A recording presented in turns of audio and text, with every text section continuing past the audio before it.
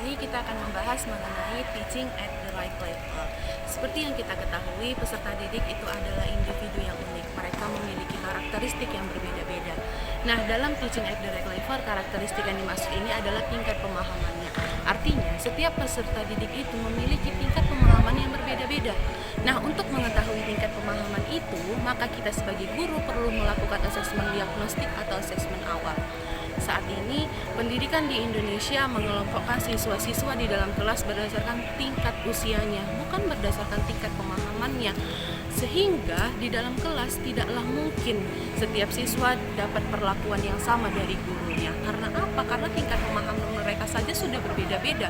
Untuk itu, selama proses pembelajaran, guru harus dapat menyesuaikan segala kegiatan pembelajaran dengan tingkat pemahaman siswanya agar siswa dapat mencapai tujuan pembelajaran yang sudah ditetapkan. Konsep inilah yang dinyatakan sebagai pembelajaran berdiferensiasi. Pembelajaran berdiferensiasi ada 4 aspek penting, ada aspek konten, proses, produk, dan lingkungan belajar. Pembelajaran berdiferensiasi bertujuan untuk menyesuaikan pembelajaran berdasarkan kemampuan atau kebutuhan siswanya. Nah, TARL ini sangat erat hubungannya dengan pembelajaran berdiferensiasi, di mana dengan TARL kita menyesuaikan segala kegiatan pembelajaran sesuai dengan kebutuhan peserta didik berdasarkan tingkat pemahaman. Nah, untuk itu dapat kita simpulkan bahwa teaching at the right level adalah suatu pembelajaran yang dimana guru akan menyediakan berbagai materi yang sesuai dengan tingkat pemahaman siswa tersebut. Sehingga apa? Sehingga siswa terpenuhi kebutuhannya. Di saat siswa terpenuhi kebutuhannya, maka mereka dapat mencapai tujuan pembelajaran yang diinginkan. Pada hakikatnya, TARL ini berfokus kepada tingkat pemahamannya, bukan berdasarkan usianya. Dalam teori karakteristik peserta didik, pendekatan TARL dapat dibagi menjadi beberapa aspek, yaitu yang pertama adalah perbedaan individual peserta didik, di mana kita ketahui bahwa individual peserta didik memiliki beragam keunikan, baik itu dari gaya belajar dan tingkat pemahaman mereka. Jadi, pendekatan TRL ini menyesuaikan pembelajaran berdasarkan tingkat kompetensi mereka yang dilakukan dengan memberikan asesmen diagnostik sehingga pembelajaran dapat berlangsung secara lebih efektif. Kedua adalah teori perkembangan kognitif Piaget. Pembelajaran disesuaikan dengan tahap perkembangan kognitif para peserta didik. Misalnya, siswa pada tahap operasional konkret, di mana mereka akan diberikan pembelajaran dengan pengalaman nyata, sehingga mereka dapat lebih mudah untuk memahami konsep dalam pembelajaran tersebut. Ini adalah teori kesiapan belajar. Pendekatan TRL memastikan peserta didik belajar sesuai dengan kesiapan fisik, mental, maupun emosional mereka. Berdasarkan zona perkembangan proksimal, Vygotsky menyatakan bahwa setiap peserta didik memiliki zona optimalnya masing-masing untuk berkembang. Nah, melalui ini, TRL atau Teaching at the Right Level menggunakan pembelajaran kelompok kecil dan bimbingan personil yang disesuaikan dengan kemampuan masing-masing siswa. Selanjutnya adalah motivasi belajar. TRL memberikan tantangan yang pas, tidak terlalu mudah ataupun tidak terlalu sulit. Nah, pendekatan ini membuat siswa merasa percaya diri dan termotivasi untuk terus belajar karena materi yang diberikan sesuai dengan tingkat kemampuan mereka. Nah, kemudian TRL menerapkan prinsip differentiated instruction dengan mengelompokkan siswa berdasarkan kemampuannya, bukan usia. Ini memastikan bahwa setiap siswa mendapatkan pembelajaran yang tepat sesuai dengan tahap perkembangan masing-masing. Dari selanjutnya yang akan kita bahas adalah aspek teori belajarnya, di mana salah satunya yaitu teori belajar behaviorisme.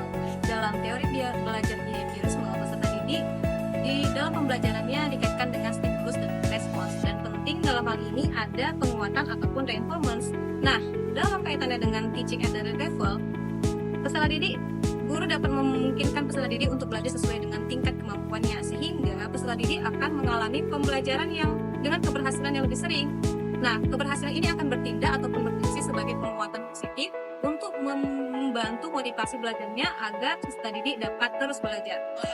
Selanjutnya yaitu teori pembelajaran positivisme. Dalam teori pembelajaran ini, peserta didik membangun sendiri pemahamannya berdasarkan pengalaman dan aksi.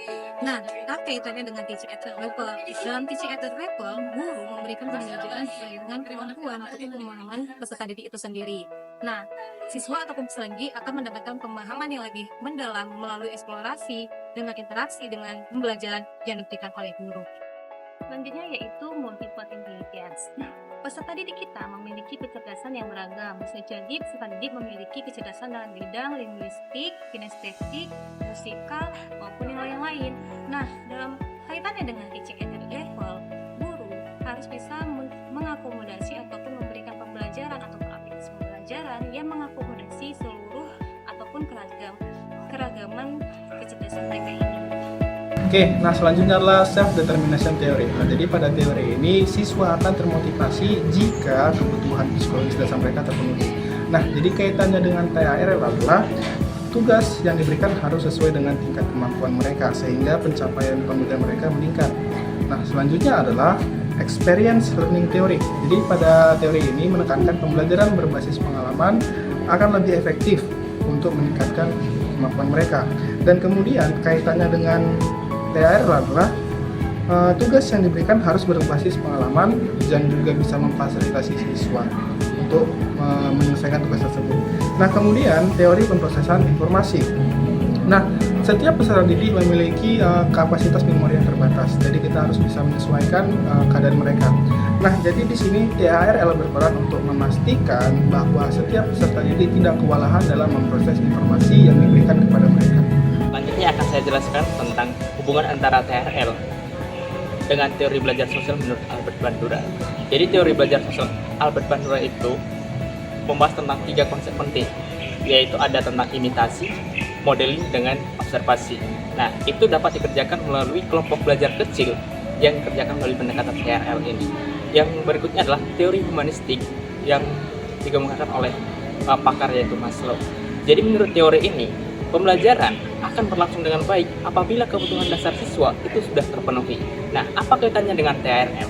Di THRL ini, kita akan memfokuskan bagaimana siswa itu belajar dengan rasa nyaman tanpa tekanan dari apapun, termasuk kesenjangan kebutuhan dan kemampuan belajar dengan peserta didik yang lain.